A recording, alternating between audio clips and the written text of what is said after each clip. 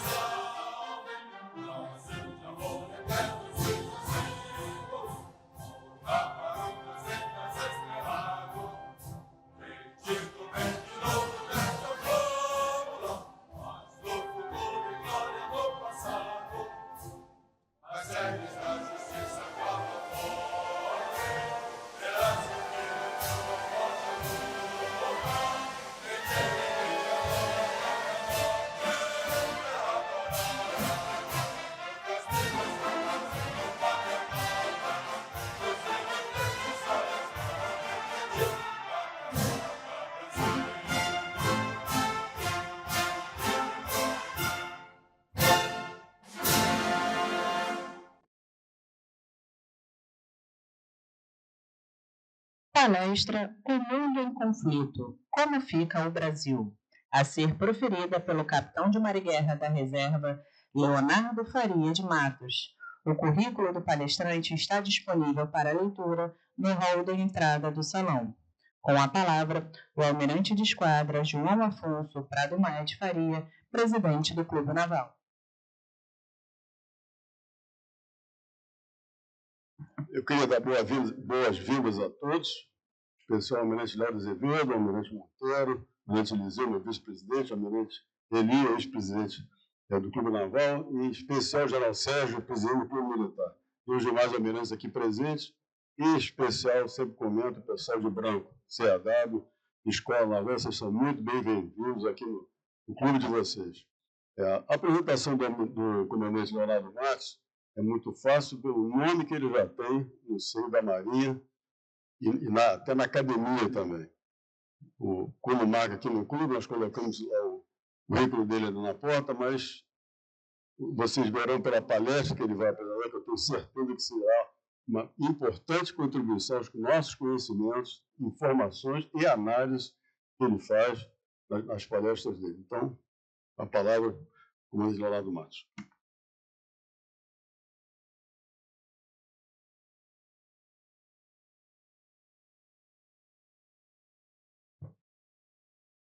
Boa tarde a todos.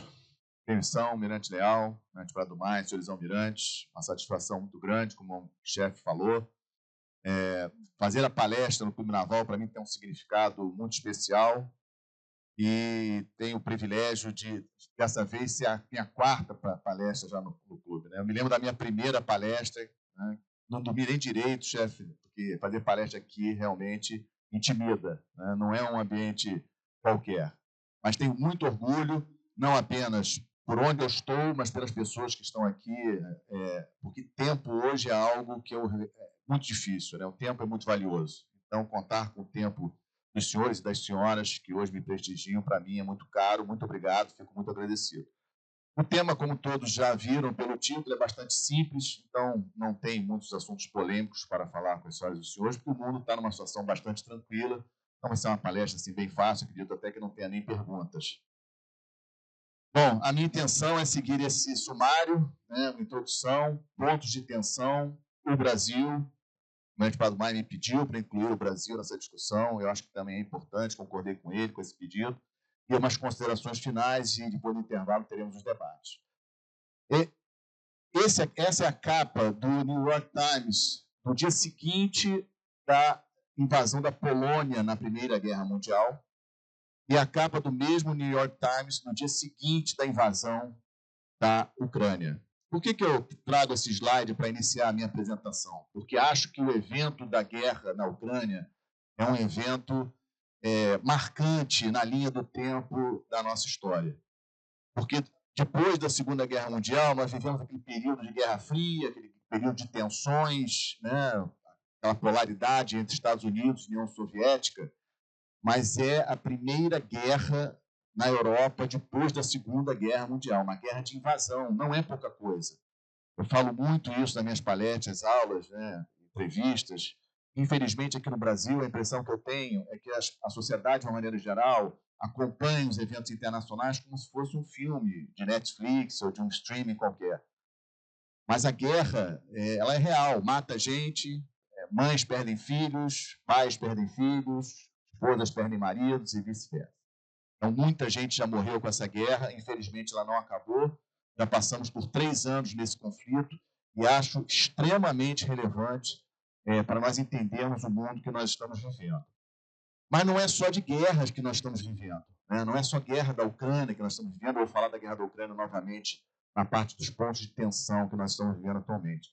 Mas todas essas situações nós também estamos vivendo no planeta. Mesmo quando não tínhamos guerra, nós já estamos vivendo com todas essas que eu chamo de elementos de tensão, né? Desigualdade socioeconômica, que leva a movimentos migratórios, que leva a aumento de nacionalismo, né? Vemos isso na Europa, vemos isso nos Estados Unidos. A questão do protecionismo não começou com as tarifas do Donald Trump. A questão do protecionismo, nós já podemos lembrar, por exemplo, do Covid, né, 2020, na pandemia, em que os países, de repente, viram que não tinham respirador, não tinham nem máscara, e as máscaras vinham de outros países. Então, vacinas, né, muito mais importante. Ou seja, o protecionismo já começou ali, o próprio Biden já criou o Chip War do Biden, o Chip Act do Biden, já foi no sentido de segurar a indústria da China em termos de componente, de alta tecnologia. Ou seja, protecionismo não é coisa de agora, do Trump, como a gente pode imaginar. A questão das mudanças climáticas, nós vemos muito isso no Ártico, aqueles que já me conhecem, a maioria daqui já me conhece, esse é um tema que me é muito caro, Ártico e Antártica. recursos naturais, um planeta que cresce em termos de população, em termos de consumo de energia, em termos de consumo de alimentos, então briga por recursos naturais. Eu jogo lá para cima crimes transnacionais, que me preocupa demais, aqui no Brasil especialmente. É um assunto que eu até sugiro aos presidentes dos clubes também avaliar em algum momento, trazer para o debate mais um pouco da questão das organizações criminosas aqui no Brasil, os crimes transnacionais, questão que pode similaridade com os cartéis, né, mexicanos e colombianos, crimes cibernéticos, que é uma atualidade, a turma da informática sabe muito bem disso, né? Todos os dias temos ataques de hackers e coisas do tipo. Revolução 4.0, inteligência artificial, que é o mundo que vocês vão viver intensamente. Mas nós já estamos vivendo, né? Mas vocês vão viver intensamente. Como serão as Forças Armadas, como serão as marinhas daqui a 30, 40 anos, com as novas tecnologias de robótica, de veículos autônomos, inteligência artificial. Então, é por isso que eu chamo de Revolução 4.0, inteligência artificial, e botei em vermelho. O desafio também das mídias sociais, que é um desafio. Na nossa época, não tinha internet, não tinha Facebook, não tinha WhatsApp, não tinha nada disso. As mídias sociais é um fenômeno do século XXI que precisa ser melhor estudado, melhor debatido, melhor compreendido, porque é um instrumento também de manipulação. Essa é a minha preocupação em relação à questão das mídias sociais. Essa é a maneira como eu vi o mundo até 20 de janeiro. Aqueles que já tiveram aula comigo, né, meus ex-alunos que estão aqui presentes, sabem disso. Essa é a maneira como eu explicava o mundo que eu enxergava. Uma grande competição entre Estados Unidos e China, a China tentando alcançar os Estados Unidos. Do lado dos Estados Unidos, os demais países da OTAN, lá em cima, né, eu dei destaque para a Alemanha, França e Reino Unido. Depois, Coreia do Sul, Japão e Austrália, países que têm fortes laços com os Estados Unidos. Coreia do Sul tem cerca de 30 mil militares americanos na Coreia do Sul, o Japão 40 mil, e agora acabou de criar um novo comando conjunto dos Estados Unidos no Japão, um comando de 4 estrelas, né? Pelos documentos que já tivemos acesso, a tendência é aumentar para 55 mil militares americanos no Japão.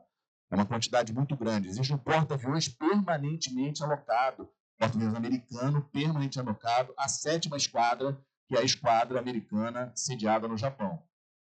E aí temos Japão e Coreia do Sul, como eu falei, e a Austrália. A Austrália, tivemos a AUKUS, que é um programa para dotar a Marinha da Austrália um submarino de propulsão nuclear. Um salto tecnológico imenso para a Marinha da Austrália, e teve como puro objetivo a China. Então, é um projeto que os Estados Unidos e o Reino Unido apoiam a Austrália, dotar a Austrália de um submarino de propulsão nuclear, não armado nuclearmente, porque a Austrália, como nós, é signatário do Tratado de Não Proliferação de Armas Nucleares, então o submarino australiano não pode ter armas nucleares, mas será de propulsão nuclear, mas muito ajudado pelos Estados Unidos e Reino Unido. Mas não é ajudado de graça, é ajudado porque o alvo, China.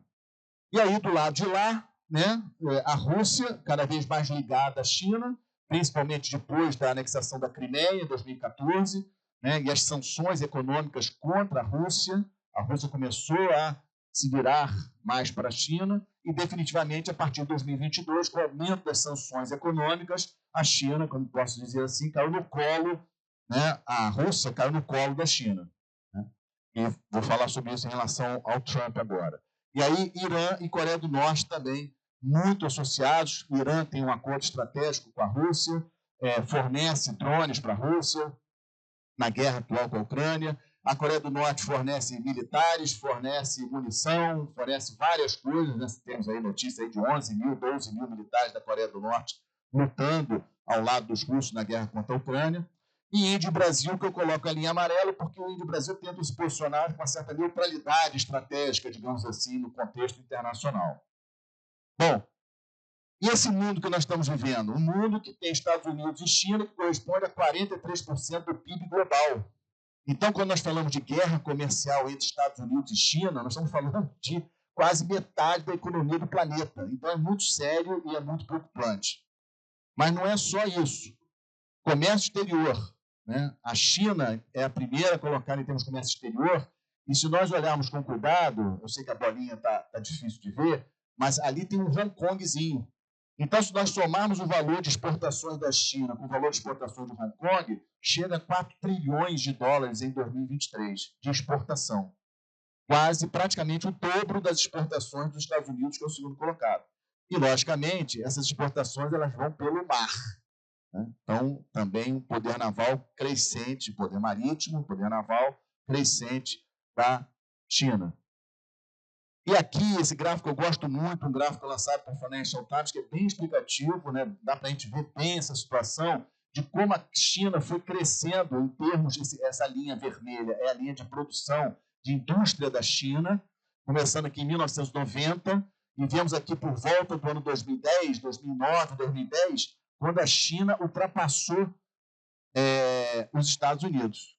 Veja a diferença de produção, de indústria, de capacidade da indústria chinesa em relação à americana atualmente. Praticamente 1/3 da produção industrial do planeta hoje é na China. Reverter isso não é uma coisa simples, não é uma coisa rápida, nem simples e nem rápida. E aí vemos aí declínio não só dos Estados Unidos, declínio constante. Impressionante como que os Estados Unidos permitiu que isso acontecesse. Então, quando a gente hoje escuta toda essa discussão que o Trump está falando de reindustrialização dos Estados Unidos, ele não está errado. A questão é que isso não é rápido de você recompor essa capacidade. E essa capacidade foi sendo perdida ao longo do tempo. Né? Vemos aqui o declínio constante e impressionante como que os estrategistas americanos não perceberam essa perda de capacitação, né, que hoje realmente eu concordo com o que o Trump fala, no sentido de que é extremamente perigosa para o grande objetivo estratégico dos Estados Unidos, que é se manter na primeira posição. O grande objetivo estratégico dos Estados Unidos é se manter na primeira posição. E esse gap aqui é muito significativo. Vamos falar de Marinha? Olha o gráfico de 2023, construção naval. Isso aqui é um gráfico de construção naval. Alguém está vendo no gráfico dos Estados Unidos? Em termos de construção de navios, não são navios de guerra. Aqui é um gráfico somente de navios mercantes. Metade dos navios mercantes do planeta são construídos na China. Aí um pouco mais um percentual é construído na Coreia do Sul, mais um percentual construído no Japão. Cadê os Estados Unidos aqui? Como recuperar essa capacidade de construção naval em pouco tempo? Não é simples. Não é simples. Mas não é só porque, de repente, de Prado Maia está pensando assim, não. Mas tem a tecnologia. Os Estados Unidos é muito superior à China em termos de tecnologia. Isso aqui tem o símbolo do ChatGPT com o DeepSeek, que é a inteligência artificial, o programa de inteligência artificial que a China assombrou o mercado global agora no início desse ano. As ações da... Por quê? Porque é um sistema que consome menos energia do que o sistema do ChatGPT e deixou... Até porque era uma empresa pequena, não era uma grande empresa chinesa que desenvolveu isso. Ou seja, mostrando o quê? Que a China correu atrás e também tem que ter tecnologia. Não é só chão de fábrica, não é só construção de navio, também é alta tecnologia. Mas a preocupação com a China não é uma preocupação do Trump. A preocupação da China já é uma preocupação antiga. Os Estados Unidos mudaram a sua estratégia priorizando a China lá no Obama, em 2011. E o que eu acho interessante é que nós vendo os documentos americanos, nós percebemos isso, não está escrito lá, mas aquela curva que eu mostrei para os senhores, o declínio da industrialização americana, não foi revertida. Ou seja, colocaram no papel, mas na prática não foi tomada uma atitude concreta para mudar a situação, né? Vendo, digamos assim, o trem chinês chegando em alta velocidade, aliás, tem muito lá na China, e os Estados Unidos não reagindo. Mas na estratégia nacional de segurança dos Estados Unidos, que é o principal documento estratégico dos Estados Unidos, ele sai a cada governo, esse aqui é o documento do governo do Biden. Nesse documento já está escrito que a China... Atenção, esse documento ele foi publicado em outubro de 2022, já tinha ocorrido a invasão da Ucrânia. Ou seja, já tinha ocorrido a invasão da Ucrânia, mesmo assim o documento de mais alto nível de estratégia dos Estados Unidos já dizia claramente o seguinte: a Rússia é um problema, mas a China é o verdadeiro inimigo que nós precisamos combater. É a verdadeira ameaça. A grande ameaça para a posição dos Estados Unidos é a China. Está escrito, é ostensivo, está aberto na internet, quem quiser pode baixar. E aí nós chegamos em janeiro desse ano. O presidente Trump assumiu o governo. Eu acho que é muito importante, quando a gente fala do mundo em conflito, o que está acontecendo, tocar nesses assuntos. E, de repente, eu, pelo menos, fui surpreendido por algumas atitudes por parte do governo do Trump. Né? A questão do Canadá e do México, imediatamente, trocou o nome do Golfo do México para o Golfo da América, isso aí foi o mais simples de todos, impôs sanções econômicas para os dois países antes do tarifaço de agora. As sanções iniciais foram contra Canadá e México, logo no início do governo dele. E veio aquela história do Canadá 51º estado. A primeira vez que eu escutei essa história do Canadá 51º estado, eu juro para vocês que eu achei que era brincadeira do Trump. Eu não achei que aquilo fosse verdade. Queria falar em público que o Canadá era o 51º estado. Mas foi uma sequência. Ele não apenas falou isso, mas chamou o primeiro-ministro do Canadá de governador. Existem gravações disso, né? O problema do Trump é que ele fala muito, e aí isso fica gravado. Então é só recuperar o que ele falou para a gente ver o que ele falou. Tá? E pela primeira vez, pelo menos eu não me recordo de outra vez, não sei se só os senhores tiveram a oportunidade de ver, eu vi a torcida canadense vaiando o hino americano num jogo de hóquei entre Estados Unidos e Canadá. Ou seja, a torcida canadense vaiando, né, o hino. Infelizmente aqui no Brasil a gente não valoriza o nosso hino. Né? Toda vez que tem um jogo no Maracanã e tem um hino nacional e as torcidas continuam cantando e se lixando para o hino, eu fico bastante chateado. Mas lá é diferente. A torcida canadense vaiar o hino americano num jogo entre Estados Unidos e Canadá é algo bastante significativo. Normalmente nós não acessamos a mídia canadense, mas eu, por obrigação do dever de ofício, eu tento acessar o maior número possível de mídias, e acessei várias mídias canadenses. Essa questão do 51º estado não foi encarada como uma brincadeira no Canadá. E eles ficaram realmente bastante chateados com o Trump. E o chateado, se a gente jogar na geopolítica, a gente pode, o sinônimo disso em geopolítica seria perda de confiança. Eu posso confiar nesse cara? Esse cara está querendo que eu vire o 51º estado dele. Eu sou o maior fornecedor de petróleo para ele. O maior fornecedor de petróleo para os Estados Unidos é o Canadá. O Canadá é aliado da OTAN. O Canadá foi à guerra com os Estados Unidos em vários momentos. Para que falar que o Canadá vai ser o 51º estado? Leonardo, mas estrategicamente faz sentido. Lógico que faz sentido. Se o Canadá fosse o 51º estado dos Estados Unidos, fantástico. Ele tem petróleo, tem território, né? Tem uma população pequena, o Canadá tem 40 milhões de habitantes. Então, obviamente que o Canadá se incorporar aos Estados Unidos, para os Estados Unidos é estrategicamente interessante, mas, tem que avisar, tem que combinar com os canadenses, né? E aí veio as questões do Panamá e da Groenlândia. Panamá, obviamente que o Canal do Panamá é importantíssimo nos Estados Unidos, foi construído pelos Estados Unidos, foi inaugurado em 1914, uma ideia do Mahan lá do século XIX, né? Do Almirante Mahan, do século XIX. Aliás, foi no ano que o Mahan morreu, né? Foi inaugurado no ano que ele morreu, em 1914. Então, óbvio que o Canal do Panamá é estratégico para os Estados Unidos. A minha questão só com o que o governo Trump está fazendo nesse momento é a maneira. É lógico que o Canal do Panamá, é lógico que a preocupação de empresas chinesas ali no Canal do Panamá é totalmente compreensível. 70% do tráfego de navios que cruzam o Canal do Panamá saem ou vão para portos americanos. Então, obviamente, que o Canal do Panamá é estratégico para os Estados Unidos. Ele foi construído por causa disso. Aliás, antigamente o Panamá nem era independente, né? Foi feita uma revolução patrocinada pelos Estados Unidos para o Panamá se tornar independente da Colômbia, né? Isso é um detalhe, para poder construir o Canal do Panamá. Então, óbvio que o Canal do Panamá é estratégico, mas a forma como o Trump falou sobre esse assunto também chocou. Mas Panamá é um país pequeno, né? Um país com pouquíssimos recursos. Mas a Groenlândia é um estado associado da Dinamarca. E a Dinamarca é um país da OTAN, é um país da União Europeia.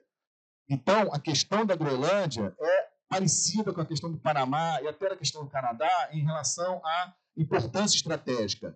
É lógico que, estrategicamente, se a Groenlândia for território dos Estados Unidos, é muito bom, seria muito bom, porque a Groenlândia tem terras raras, tem minerais estratégicos, fica numa posição privilegiada em relação ao Oceano Ártico, que, em função do desgelo, está se tornando cada vez mais estratégico. Então, lógico que ter a Groenlândia seria muito bom para os Estados Unidos, mas o problema é a forma, né? O presidente Trump falou claramente de que a Groenlândia seria dos Estados Unidos de uma maneira ou de outra. Está gravado também, é só buscar na internet. Então, esses movimentos todos iniciados do Trump, sinceramente, me surpreenderam em termos de política externa. Tá? Não vou falar de política interna dos Estados Unidos. E aí as duas de baixo aqui. Primeiro, as guerras em andamento.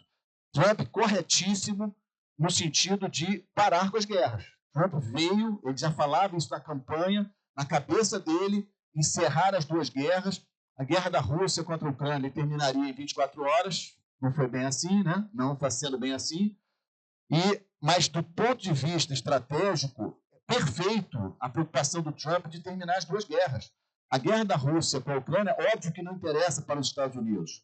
Por dois motivos. Primeiro, porque carrega esforços dos Estados Unidos para a Europa. E ele não quer jogar forças armadas para a Europa, ele quer jogar para a Ásia. Ele quer se opor à grande ameaça dele, que é a China. Então, se a grande ameaça dele é a China, ele não quer mandar militares para a Europa, ele quer mandar militares para... Então, do ponto de vista estratégico, perfeito. Além do fato de que, com toda essa questão das sanções econômicas, como eu tinha falado já, a Rússia foi caindo cada vez mais no colo do Xi Jinping. O problema é que o Xi Jinping e o Putin não são caras quaisquer. Né? São talvez dos líderes globais mais preparados, estão há muito tempo no governo, também estudam história, também sabem o que o Kissinger fez em 1971, né? Em relação à China, à União Soviética, naquela época, o Kissinger foi lá na China, falou com Mao Tse-tung, aquela história toda. Todos eles também sabem dessa historinha. Então, eles sabem também que nos Estados Unidos o governo é 4 anos. E muito dificilmente o Trump vai conseguir um outro mandato. Então, a amizade, a relação hoje de China e Rússia é muito difícil de ser quebrada. Por isso, dessa dificuldade que os Estados Unidos estão tendo de fazer um cessar-fogo lá na Ucrânia, mas vamos falar de Ucrânia mais um pouquinho. Em relação lá na Oriente Médio, a mesma coisa, vou falar do Oriente Médio também mais a seguir. E aí vem o tarifaço. Muito rapidamente, a única questão do tarifaço em termos geopolíticos que eu falo é a questão de confiança. O tarifaço reforçou na cabeça de vários países aquela dúvida se eu posso confiar nos Estados Unidos como um parceiro. Alguns países não têm jeito, outros têm.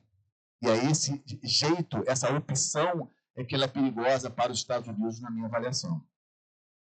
Esse é o mundo que talvez, eu botei interrogação, porque eu não sei, esse aqui é o novo slide em relação àquele que eu tinha colocado, né, de como é que é o mundo do Trump 2.0, um mundo meio de polos, né, ou seja, os Estados Unidos é um polo, União Europeia com o Reino Unido, né, o Reino Unido não faz parte da União Europeia, mas o Reino Unido está tentando ali se aproximar da União Europeia o máximo possível. Rússia, outro polo, Índia, um país cada vez mais importante, quinta economia, vai ser a terceira economia do planeta até o final, provavelmente de 2028, 2029, a Índia já vai ser a terceira economia do planeta, e a China, cada um num polo. Como é que fica esse mundo? Instável, na minha avaliação. Então, os pontos de tensão, conflito Rússia-Ucrânia, essa é a situação atual, cerca de 20% do território ucraniano é hoje ocupado pela Rússia, o governo do Putin não quer aceitar um cessar-fogo sem ter, digamos assim, a certeza de que esse território vai ser reconhecido como russo. Agora, minha gente, olha só, vocês imaginam, se coloquem na posição de qualquer presidente da Ucrânia. Ele vai reconhecer que esse território que é dele agora faz parte da Rússia formalmente? É muito difícil. Na situação atual, não vai acontecer. Acho muito difícil que nem o Zelensky ou qualquer outro presidente que venha assumir a Ucrânia vá aceitar formalmente que aquele território realmente faz parte da Rússia. Então, hoje nós temos essa guerra no impasse. A Rússia avança muito pouco no leste da Ucrânia, aqui nessa região aqui. A Rússia ainda tenta algumas coisas, mas a Ucrânia tenta algumas coisas aqui em cima. Inclusive, não existem militares ucranianos dentro do território russo. Eles entraram em território russo em agosto do ano passado, no estado de Kursk, e ainda estão lá dentro do território russo. Ainda não retiraram aqueles ucranianos de lá. Então, muito difícil da gente prever quando que esse conflito vai acabar. Outro ponto de tensão no sistema internacional, a questão de Taiwan. Na minha avaliação, acho que em algum momento a China vai tomar Taiwan. Taiwan fica uma posição estratégica em relação à China. Todos os presidentes chineses falam em seus discursos que Taiwan é uma província rebelde e faz parte da China. Taiwan ainda tem, né, Os Estados Unidos está correndo atrás para mudar isso, mas a Taiwan ainda tem a maior produção de semicondutores de alta performance do planeta inteiro. A fábrica da TSMC, lá em Taiwan, ainda é a fábrica que produz mais semicondutores no planeta de alta performance, não é semicondutor simples, são os semicondutores de mais alta performance. NVIDIA está prometendo lá nos Estados Unidos fazer, mas isso demora também. Né? Uma planta dessa, de fabricar semicondutores de alta performance, não é uma coisa rápida. Então, eu acho que em algum momento vamos ter a questão de Taiwan, não sei quando. Tive a oportunidade de visitar agora em janeiro, uma palestra que eu fiz lá no Colégio Interamericano de Defesa nos Estados Unidos, eu fui visitar o National College. E ao visitar o National College, os grupos de trabalho do National College, todos estudando Taiwan. Eram divididos em grupos, e aí eu acompanhei um marighera americano, amigo meu, e ele me mostrando, Léo, estão estudando Taiwan. 4 semanas debruçados em cima da questão de Taiwan. Então, acho que a questão de Taiwan é uma questão de tempo. A pergunta que a gente faz é qual será a reação dos Estados Unidos na hora que o primeiro fuzileiro naval colocar o boot na praia taiwanesa. Né? Será que os Estados Unidos vão atacar os navios chineses? Não sei, tenho minhas dúvidas. Outra situação de tensão, essa aqui é o último exercício, esse aqui é o último exercício, foi agora em março, em volta de Taiwan. A China está intensificando os exercícios, né? O ritmo de exercícios em volta da ilha, então também é preocupante. Questão lá de Israel e Hamas, né? A situação atual, a gente não pode deixar de levar em consideração que o outubro de 2023 foi o 11 de setembro para Israel, né? Foi muito traumático o que aconteceu. Acredito que alguns dos senhores, não sei se alguns dos senhores é judeu, mas pelo menos tenho amigos judeus, muito traumático, tenho amigos judeus, muito traumático, porque muitas pessoas morreram, pessoas foram feitas sequestradas, coisa que nunca tinha acontecido nessa magnitude. Então, o que aconteceu em outubro de 2023 foi realmente impactante para Israel. A gente tem que entender isso. Só que vejam a dificuldade de Israel, com toda a tecnologia, de eliminar o Hamas. Nós já estamos avançando, estamos em 2025, vamos completar em outubro 2 anos também nesse conflito. Israel está dentro da faixa de Gaza. As informações que temos aqui, 24 reféns ainda estão vivos, em poder do Hamas. Onde que esses reféns estão? A rede de túneis, né? Como é que o Hamas consegue esconder? Como é que ainda tem... domingo retrasado, o Hamas ainda fez ataque de foguetes contra Jerusalém. Impressionante. De onde que saíram esses foguetes? Como é que conseguiram chegar na mão do Hamas? Então, muito difícil de prever a solução para esse conflito de Israel com Hamas. Pelo menos o Hezbollah tem um cessar-fogo, Israel não está cumprindo mais o cessar-fogo, faz alguns ataques dentro do Líbano, mas são ataques bem pontuais. Temos esse gráfico, eu achei um infográfico muito interessante, porque tivemos nesse último sábado as negociações em relação ao Irã, Estados Unidos com o Irã, lá em Omã intermediando para o programa nuclear iraniano, mas com o poder duro do lado. Isso é muito importante, vocês poderem, aí, falando mais para os mais jovens, né, vocês poderem explicar em casa. A diplomacia, óbvio que a gente quer resolver tudo pela diplomacia, mas você ter a diplomacia com 2 grupos de batalha na área marítima, de onde você está fazendo diplomacia, é diferente, né? E foi exatamente o que aconteceu. A reunião em Omã, os Estados Unidos tinham, dentro da área de operações da 5ª Esquadra Americana, 2 grupos de batalha centrados em porta-aviões. Então, já é outra postura de diplomacia, né? Quem está negociando, olha só, não sei se ouviu as notícias, né? O que tem aí? Fora os bombardeiros, né? Lá em Diego Garcia, os bombardeiros estão atacando efetivamente os Houthis, né? Lá no Iêmen. Aliás, um fenômeno os Houthis, né? Como é que pode um grupo no país, um grupo rebelde, tudo bem, ligado e apoiado pelo Irã, mas conseguindo resistir até hoje, ainda lançando mísseis contra Israel, lançando mísseis contra navios mercantes transitando lá, e os Estados Unidos não conseguem neutralizar efetivamente a ameaça dos Houthis. É um fenômeno na minha avaliação. Temos as instabilidades africanas, né? Isso aqui são todos os países com problemas na África, em termos aí de, principalmente Sudão, principalmente República Democrática do Congo, são os 2 países hoje na África que estou mais preocupado. Aqui na nossa região, obviamente, que a região desse Essequibo a gente não pode esquecer, não sei se estão sabendo, mas as eleições para governador da Guiana Essequiba estão marcadas para 25 de maio. Eu realmente estou interessadíssimo quem vai votar nessa eleição para governador de uma região que pertence ainda à Guiana, e, pasmem, o Maduro apresentou no sábado passado o seu candidato a governador da Guiana Essequiba, o ex-comandante da Marinha da Venezuela, o almirante venezuelano, para governador do estado de Guiana Essequiba, que é esse estado aqui, que corresponde a 2/3 da Guiana, que é a região de Essequiba reivindicada. Então, o Maduro também, né, ele é criativo. Né? Então, agora a gente não pode desprezar isso aqui.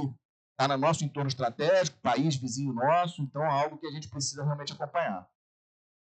Mas o Brasil, lembrar desse slidezinho que eu gosto muito, elementos necessários para a sobrevivência do ser humano, né? Água, energia, alimento, meio ambiente, Estado, segurança. Podemos mudar isso aqui para os países, né? Se a China não receber o nosso alimento, como é que fica? Né? Se os Estados Unidos conseguir bloquear a China e não receber petróleo, não receber alimentos, como é que a China fica? Quantos meses a China consegue sobreviver se ela não receber nem os alimentos que ela importa e nem o petróleo que ela importa? Então, eu gosto muito dessa correlação aqui de elementos de sobrevivência. Mas me permitam acrescentar, no caso dos países agora, tecnologia.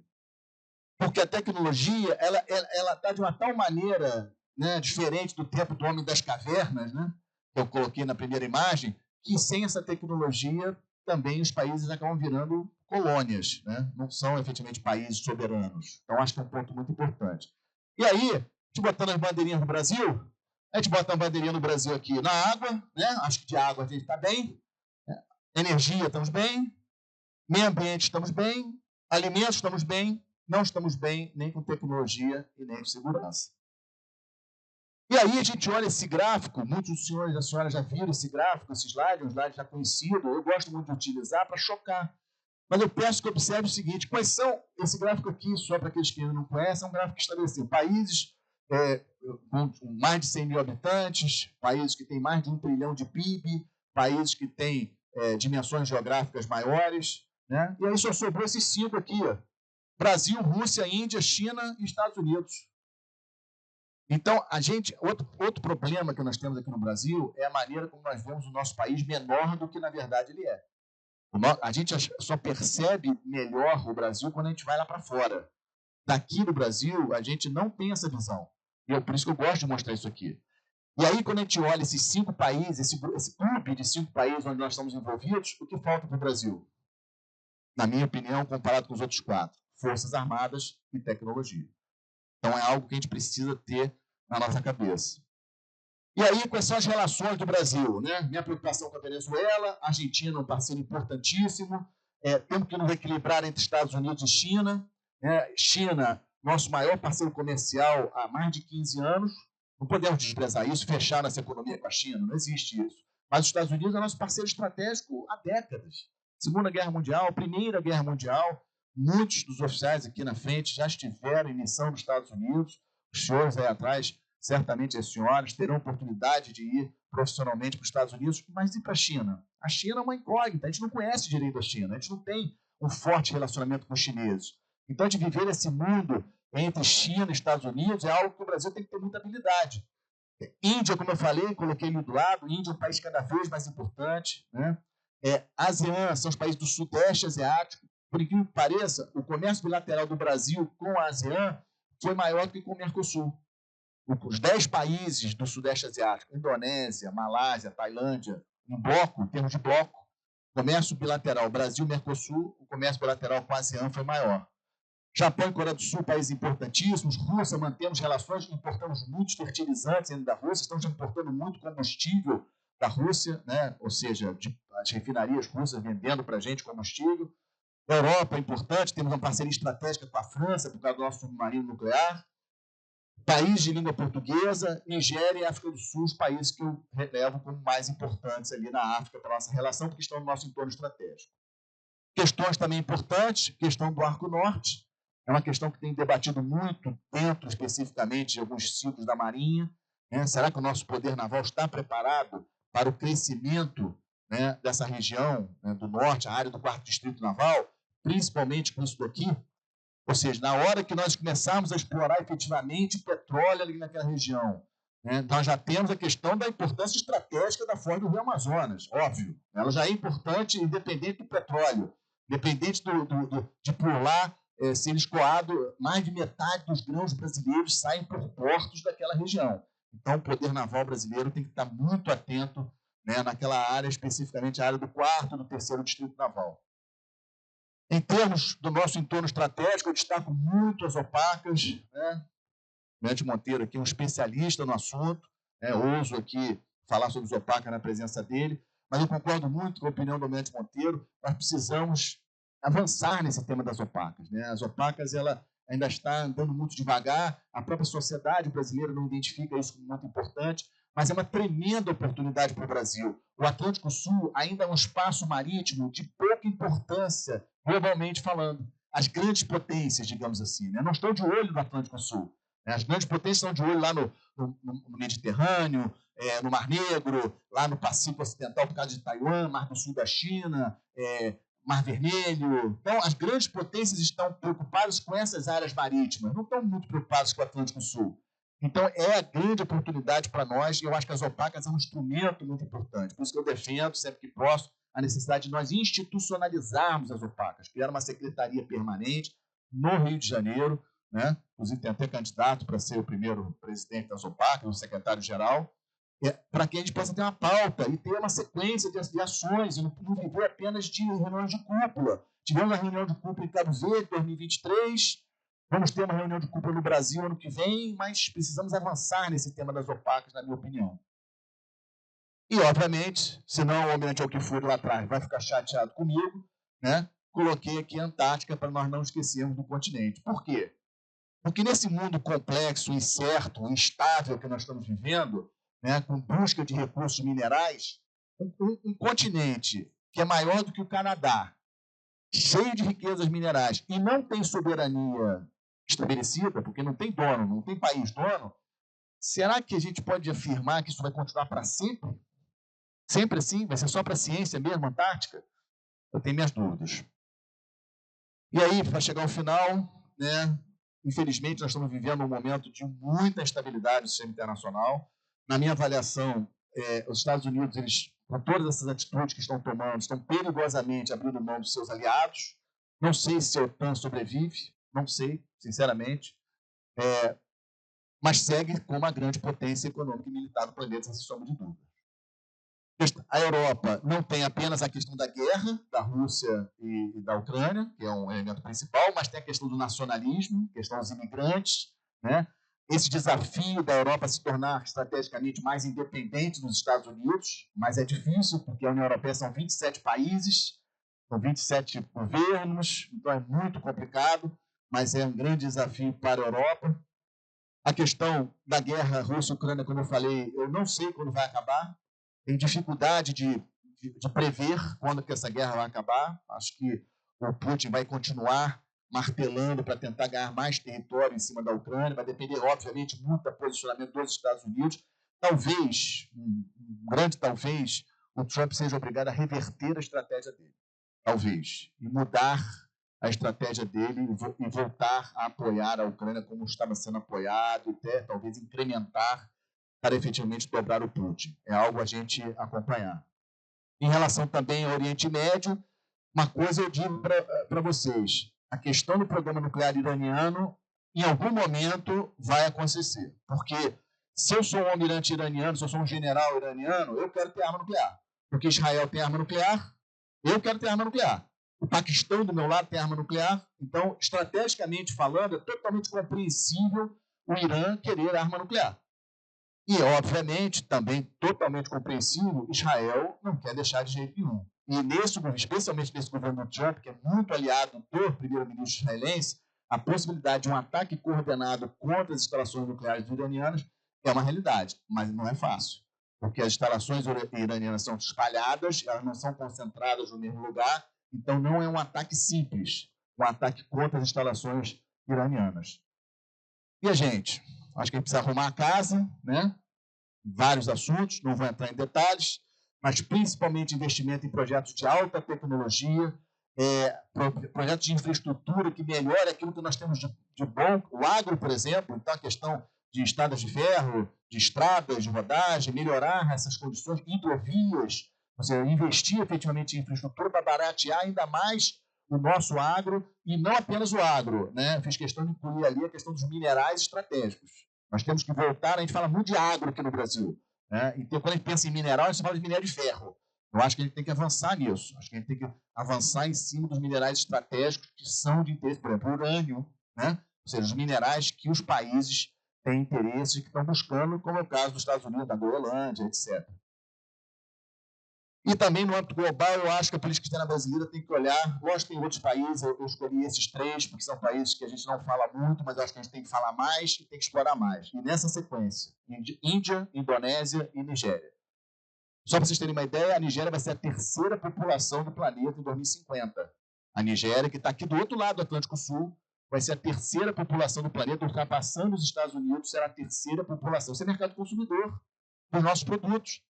Aí, se o senhor, e algum representante Serafim está aqui, sabe disso, quiser pegar um avião para a Nigéria, ele vai ter que ir para a França, vai ter que ir para a Turquia, porque não tem nem voo direto do Brasil para a Nigéria. E a Nigéria está aqui do outro lado do Atlântico Sul. Então, acho que nós precisamos repensar. A Índia, eu acho que é meio óbvio, acho que todo mundo concorda comigo, a Índia é um país que está aí voando, com crescimento de 6,5%. Eu acho que a Marinha já despertou para isso. O nosso comandante da Marinha esteve na Índia em agosto do ano passado. Tem previsão do comandante da Marinha da Índia vir ao Brasil ainda esse ano, a previsão era agora maio, talvez mude. Então, acho que essa parceria tende a aumentar. Nós temos lá na Escola de Guerra Naval oficial aluno da Índia já há bastante tempo, isso é muito positivo. Então, nós estamos aumentando aí a parceria com a Índia.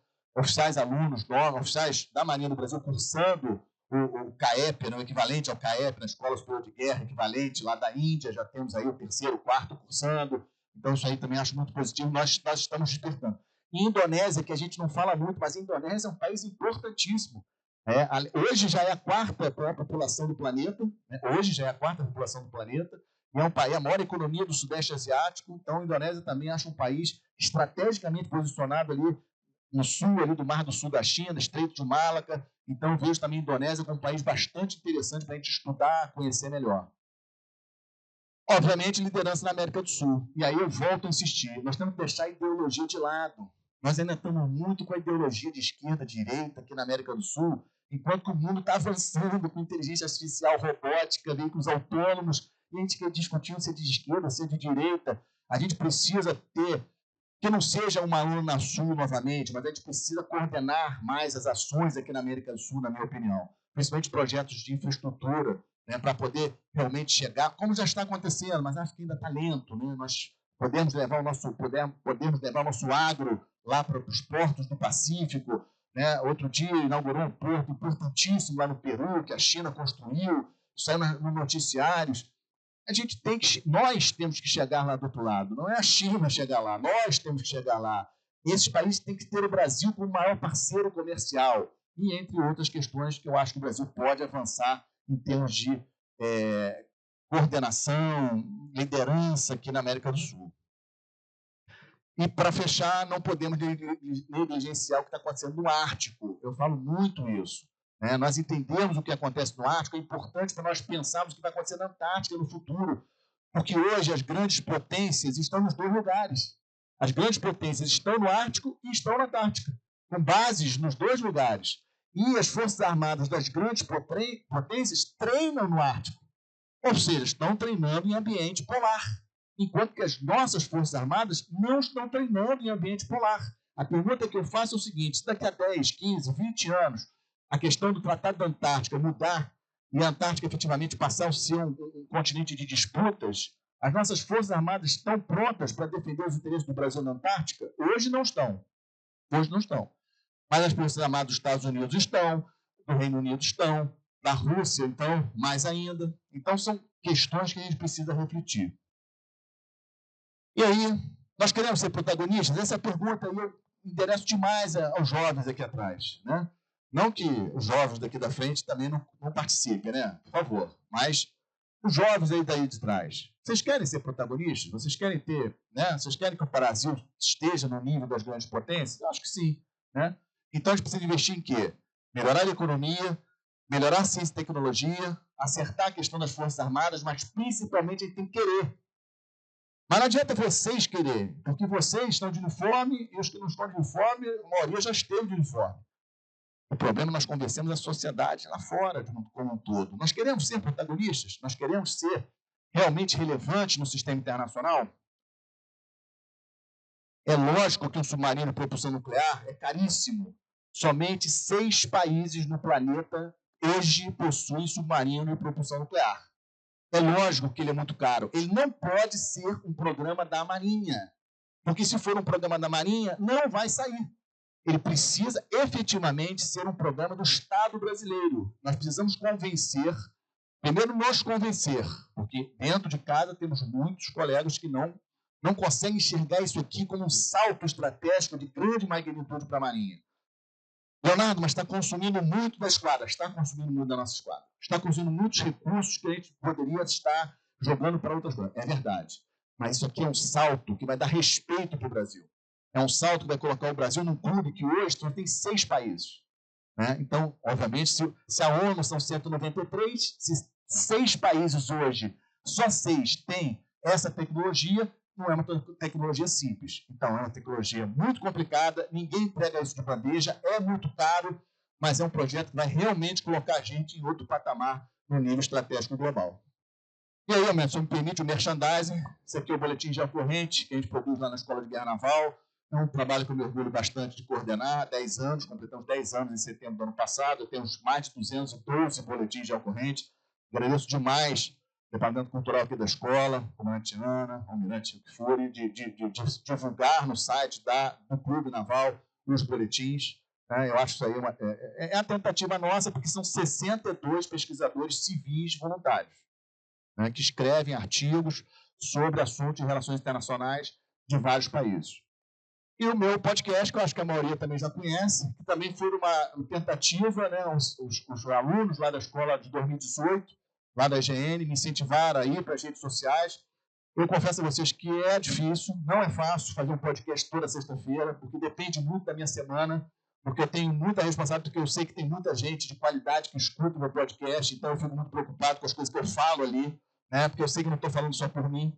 Eu estou falando pelos meus amigos, estou falando pelos meus parentes, pelos meus filhos, né, pelos meus amigos e pela Marinha, de uma certa forma. Eu sou professor da Escola de Guerra Naval, então eu tenho muito cuidado nas coisas que eu falo. Então eu estudo muito, ouço muito. Não quer dizer que tudo que eu falo no podcast está certo. Não é isso. Mas eu procuro acertar. Né? Eu procuro fazer um trabalho de qualidade para quê? Para a gente tentar ajudar a disseminar essas questões todas que eu falei hoje nessa apresentação para vocês. Ou seja, o que está acontecendo no mundo para podermos efetivamente mudar a cabeça do brasileiro para termos a tal da vontade que eu falei. Eu gosto sempre de fechar com a carta náutica, né, uma carta náutica produzida na nossa diretoria de hidrografia e navegação. Eu gosto demais dessa carta, almirante, porque ela é centrada em Brasília. Né? Então, aqui a gente consegue enxergar melhor a importância da Antártica para o Brasil, por exemplo. Mostra a importância do Atlântico Sul, a proximidade com a costa ocidental da África. E é com ela que eu termino a minha apresentação. Espero que tenham gostado e peço, por favor, muitas perguntas no debate para enriquecer esse nosso momento. Muito obrigado.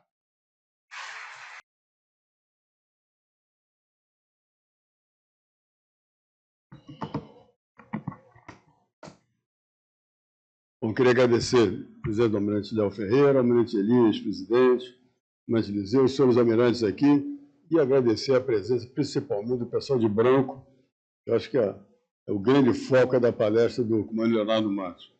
Eu falei com o almirante Léo de Azevedo que eu ia fazer uma comparação, que eu acho que ele me autorizou. O pessoal de cabelo branco conheceu o almirante Vidigal, um grande estrategista, grande autor e grande palestrante. Eu acho que o Leonardo está chegando nesse nível. Mas parabéns pela palestra, pela fluidez da palestra, a inteligência, a capacidade de análise que ele tem.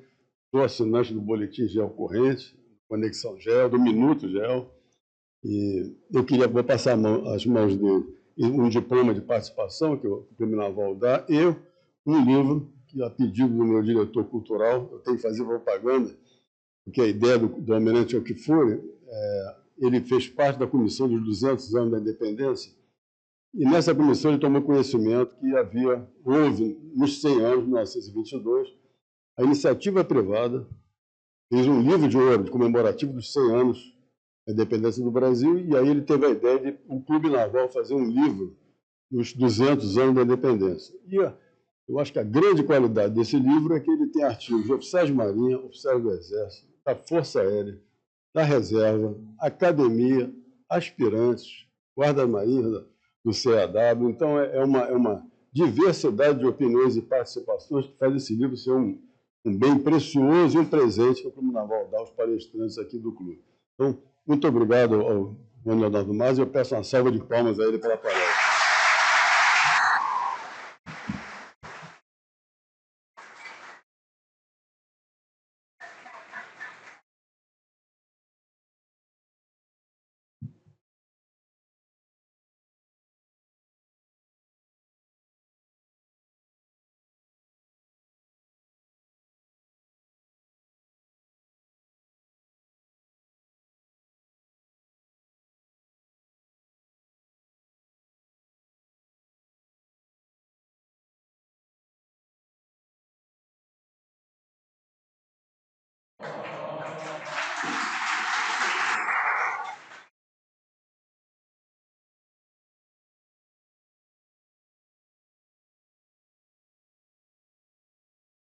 Não, somente, mais uma vez, agradecer, né? Principalmente aquilo que eu falei no início, pelo tempo dos senhores, das senhoras, né? O tempo é algo precioso hoje em dia, e principalmente porque hoje temos a mídia eletrônica, né? Muitos senhores sabiam que estava sendo gravado e que depois ia para o YouTube, mas mesmo assim quiseram vir aqui, estar aqui prestigiando.